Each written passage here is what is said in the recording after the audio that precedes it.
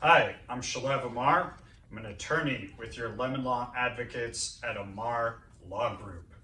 And in today's video, what we're going to talk about is affirmative defenses under the Arizona Lemon Law. Before we get into that, a little bit about my background. I've been handling lemon law cases since all the way back in 2004. Many years at this point. Thousands of cases between my current firm and my predecessor firm. So I'm going to use this extensive knowledge to help you out, help you avoid pitfalls when you have a defective lemon vehicle. So let's talk about affirmative defenses. Here's why affirmative defenses are very important. The reason affirmative defenses are important is because they could defeat an otherwise valid lemon law claim. So you need to be aware of what these are. Now, affirmative defenses mean that the manufacturer, either the car company or the motorcycle company, depending on what type of vehicle you have, they have to prove an affirmative defense by a preponderance of evidence. They have what's called the burden of proof to prove that. They have to, it's basically, the way to look at a burden of proof is it's kind of like a basketball game. Whoever scores more meets that burden of proof. So although the manufacturer does have the burden of proof for affirmative defenses, if they're able to meet that burden of proof, they would defeat your lemon law claim. So we don't want that to happen. Let me explain to you the two affirmative defenses. First, here's what they are. One is that the vehicle is not substantially impaired in use and value. More specifically, that the nonconformity does not substantially impair the use and market value of the vehicle.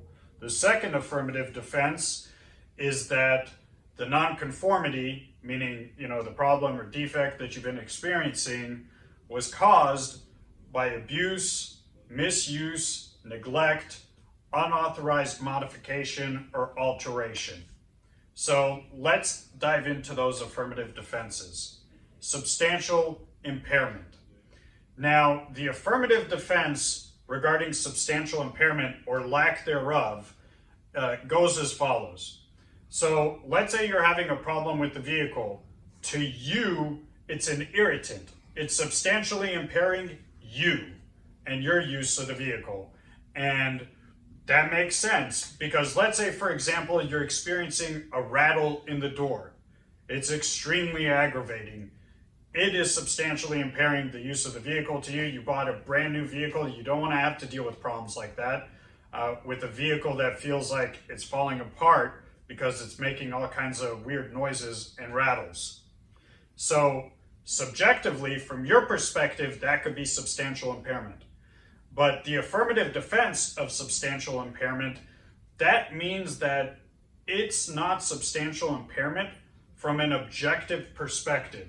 So would a reasonable person under the circumstance find this to be substantial impairment? There's an argument here that not necessarily, because again, it's not just impairment, it's substantial impairment. So a rattle might be aggravating, but it's challenging to argue that it's substantial. What is substantial? For example, the brakes not working, the vehicle dying on you, the engine, the suspension. All that can be argued is objectively, regardless of your own personal feelings, any person would find that to be substantial impairment. So again, it's not a specific formula because it's reasonable under the circumstance. So typically it's what a jury of your peers would think is reasonable, what a judge might think is reasonable or not. And with that being said, the more minor the problem, the less likely it's to be substantial impairment, and the more likely that an affirmative defense of lack of substantial impairment in use and value could be successful. So another thing that might not be found to be substantial impairment objectively could be a cup holder, or could be a loose trim piece, something of that nature. Possibly, it could be argued both ways, but possibly a broken speaker or the radio not working properly. Again, extremely aggravating and frustrating to deal with, but not necessarily substantial impairment in use and value. Let's talk about the second affirmative defense. What that is that the nonconformity is just a legal term of art, meaning basically defect, condition, problem, issue with the vehicle. But in any event, a nonconformity is caused by neglect, abuse, or unauthorized modification or alteration. So let's crack into those. Let's say that your vehicle breaks down, the engine cuts out, but you haven't been getting oil changes, you haven't been doing maintenance. Well, guess what? That is neglect. It's even arguably abuse. Let's say that you're having problems with your vehicle pulling to the right and pulling to the left. Let's say it's a truck. And let's say that you had the truck lifted 12 inches. Well, guess what? That would entitle the other side to an affirmative defense that the unauthorized modification has caused this issue. So be very careful purchasing a product that's lifted. Although if you do purchase a truck that's already lifted, an argument could be made, if it's the manufacturer's authorized dealership, that this is not unauthorized modification, that it's something that the manufacturer is authorizing. It could be argued either way.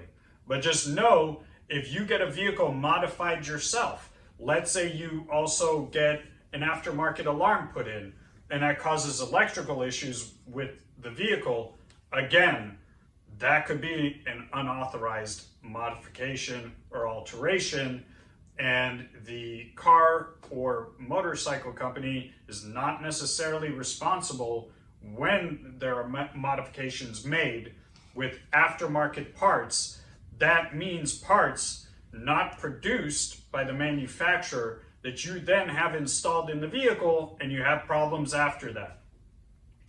So those are the affirmative defenses. As I said before, it's the manufacturer's burden of proof to prove these. But just be aware of those, because if you have had your vehicle modified, or you do have a very minor issue that you're having with the vehicle, you may not have a valid lemon law claim. So if you have any other lemon law questions, if you have a lemon vehicle, if you're concerned about any type of lemon law issue, we have lots of free information for you on our website. That's ArizonaLemonLawAdvocates.com. And also, feel free to call us. Our number locally is 480-237-2744. Thank you.